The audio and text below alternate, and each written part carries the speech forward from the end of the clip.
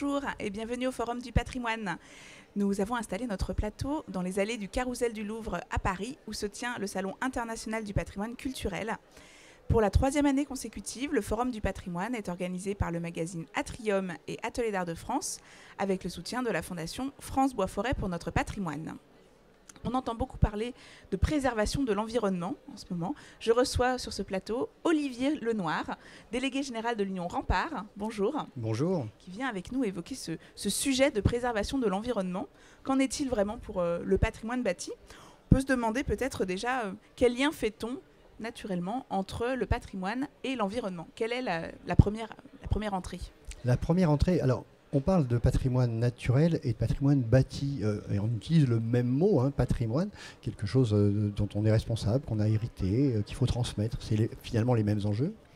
Et puis, par ailleurs, nous, à Rempart, donc Union d'associations de sauvegarde du patrimoine, on s'est très vite intéressé évidemment aux bâtiments, à nos monuments historiques, nos châteaux, nos églises, nos lavoirs, mais très tôt, on s'est intéressé à ce qui entoure les abords du monument, à la fois pour donner un écrin finalement au patrimoine. C'était un peu aberrant de restaurer les pierres sans s'intéresser à l'environnement proche de ces éléments du patrimoine, donc ce qu'on appelle les abords en monuments historiques, mais qu'on pourrait parler, on pourrait dire la même chose du petit lavoir en forêt, hein. Donc se préoccuper de ce qui entoure le bâti, avec tous ces enjeux paysagers peut-être, hein, de visibilité, d'entretien, mais aussi de diversité, quelles plantes, quelle nature, quels éléments de flore, de faune peut-être, hein, entourent le monument. Et donc ça a été une préoccupation très tôt. Et en fait, Rempart, on a une charte qu'on a adoptée en 1972, donc c'est pas d'aujourd'hui. Et déjà, on parle du patrimoine bâti et du patrimoine naturel comme étant le support de nos actions. Alors, on l'a aménagé, cet environnement, ces abords, on l'a aménagé. Et je pense par exemple à tous les jardins médiévaux qu'on a restitués. Ils n'existaient pas forcément, mais en tout cas, les jardins d'inspiration médiévale qu'on a pu mettre dans le village de Tusson en Charente, autour de la commanderie des Templiers de Coulommiers, je pense à Villandreau, en Gironde. Toutes ces associations membres du réseau Rempart ont créé des jardins d'inspiration médiévale avec des plessis, des carrés de simple, toutes choses qui finalement renvoient à un échange, un dialogue entre le patrimoine bâti médiéval par exemple, et puis son pendant naturel, et qui finalement offre aux visiteurs une mise en ambiance globale de la pierre en regard avec la nature qui peut l'entourer. On sent effectivement c'est la première entrée, donc c'est les abords déjà, ce qui entoure le monument.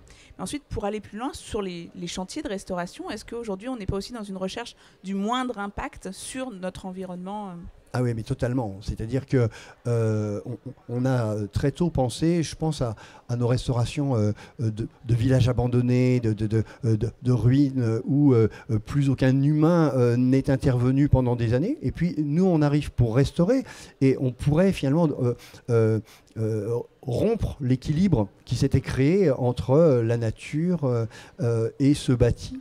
Et il est extrêmement important que nos chantiers, qui vont évidemment s'intéresser à restituer du bâti, des bâtiments, des monuments historiques, ne soient pas là pour finalement détruire la nature qui s'était créée. Voilà. Et donc, effectivement, raisonner les matériaux, l'eau, l'usage de l'eau, ne pas restituer de l'eau sale finalement dans une nature qui était préservée jusqu'à présent. Utiliser les matériaux locaux d'abord pour qu'ils s'intègrent dans le paysage, mais globalement qui soient pas eux-mêmes producteurs de déchets à l'égard de l'environnement qui s'était créé. Et donc globalement, oui, évidemment, il y a toute cette question de préservation, de moindre impact, mais aussi de respect de la faune, par exemple, ce qui est une vraie préoccupation nouvelle, je dirais, hein.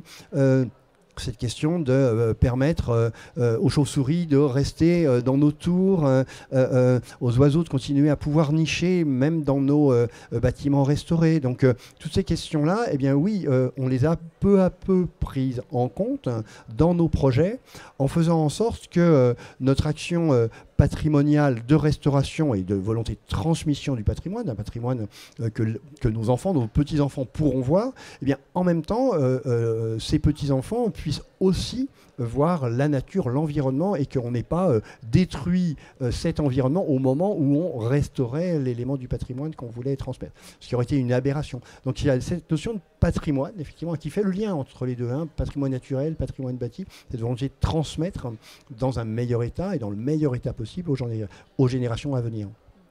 Donc effectivement, c'est une préoccupation ancienne. Donc tout ce qu'on peut entendre aujourd'hui un peu de greenwashing, nous dans le patrimoine, enfin vous dans le patrimoine, en tout cas dans l'action que vous valorisez dans l'association, c'est quelque chose qui est très ancien, qui n'est pas nouveau. Ah oui, absolument. Nous, on ne fait pas dans le greenwashing. Enfin, j'ai le sentiment que c'est intrinsèquement lié à notre action, que le patrimoine, il est durable, hein, de toute évidence.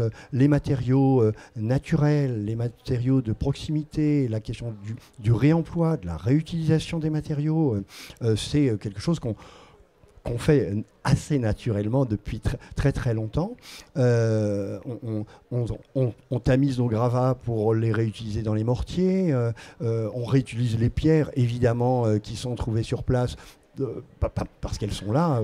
En plus, on va moins dépenser d'argent pour transporter des nouvelles pierres, mais en plus, elles sont là et on peut les utiliser. Elles vont s'intégrer, évidemment, dans le bâti tout à fait naturellement, et il y aura finalement quelque chose qui sera beau, parce qu'avec des matériaux beaux, locaux, et effectivement, on a de quoi s'inspirer de ces actions. C'est-à-dire qu'au lieu de faire traverser la France des matériaux, ou le monde, des matériaux, mais effectivement, nous, on les prend sur place et on s'intègre totalement aux gestes ancestraux, aux techniques et aux matériaux qui avaient été utilisés antérieurement. Donc, usage des matériaux, réemploi des matériaux, recuisson d'un certain nombre de matériaux. Je pense au plâtre, par exemple, qui est le matériau recyclable presque à l'infini.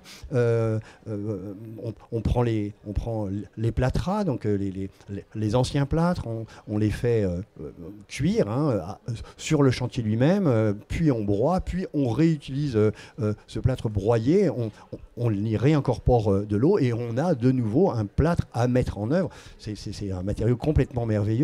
Et en Ile-de-France notamment, mais aussi en Provence-Alpes-Côte d'Azur ou en Occitanie, on a un certain nombre de nos associations qui produisent leurs propres plâtres en utilisant les plâtras des maisons qu'ils sont en train de restaurer. Donc, et ça, oui, c'est un exemple à donner ou un exemple à prendre sur tout ce qu'on peut faire sur la notion de réemploi et de moindre usage des matières, des matériaux qui sont eux finis et qu'il faut essayer d'éviter d'extraire de nouveau, etc.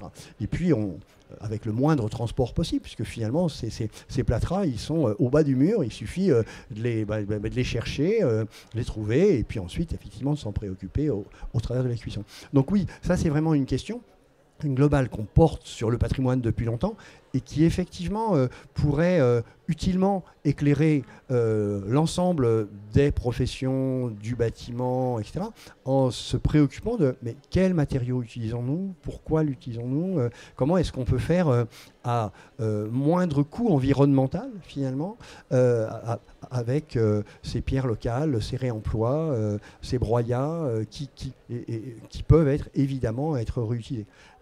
La terre, le matériau terre qui est clairement aujourd'hui au cœur de plein de préoccupations, il est aussi au cœur de nos actions de chantier de bénévoles, de restauration du patrimoine. On fait du torchis, on fait de la dôme, etc.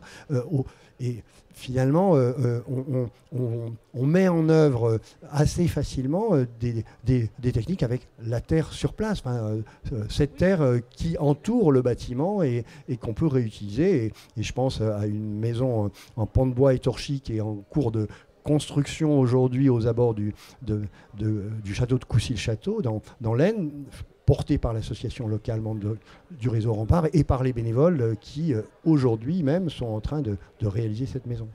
Est-ce que vous sentez auprès des jeunes une plus forte appétence, justement, depuis quelques années, autour de ces questions-là, qui vient en plus sur les chantiers ? Ça, totalement. C'est-à-dire qu'il y a une vraie...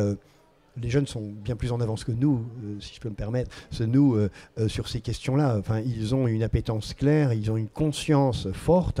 Oui, ces propositions que nous leur faisons sur le matériau-terre, par exemple, mais aussi sur toutes les questions environnementales ou de développement durable, ou d'action durable plus que de développement d'ailleurs. Eh bien oui, ils sont très intéressés par ça. Cet été, pendant nos chantiers de bénévoles, nous avons organisé des actions de médiation, d'interrogation des bénévoles sur qu'est-ce qu'on peut faire mieux, comment peut-on faire mieux, comment peut-on être moins énergivore, utiliser moins l'eau, être finalement plus vertueux à l'égard des questions climatiques, du changement climatique. Et donc, c'est quoi la transition écologique selon vous? Eh bien, ils ont plein de propositions à nous faire, ils les ont faites et on avait des affiches qu'ils se sont appliqués à remplir pour nous donner des idées, pour nous dire ce qu'ils avaient fait pendant les chantiers de bénévoles et pour nous dire comment on pourrait améliorer ces questions-là. Donc oui, absolument. Mais les jeunes gens sont extrêmement préoccupés de ces questions, donc ça fait plaisir parce que c'est eux l'avenir, hein, ce sont eux, et ce sont eux aussi qui seront pour un certain nombre d'entre eux des futurs professionnels puisqu'ils découvrent au travers de nos chantiers de bénévoles peut-être les professions auxquelles ils se destinent ou auxquels ils ne pensaient pas mais qu'ils le découvrent. Et très clairement, ils seront un apport pour les entreprises, la profession et finalement l'ensemble du mouvement du patrimoine sur ces questions. Et puis, pour la société en général, évidemment, hein, puisqu'on forme des citoyens au travers de nos chantiers de bénévoles. Et j'ai le sentiment que les jeunes qui viennent sur nos chantiers, ils seront une force de proposition forte pour la société, pour un avenir plus responsable, plus vertueux à l'égard de ces questions environnementales, à ces questions de transition écologique, absolument.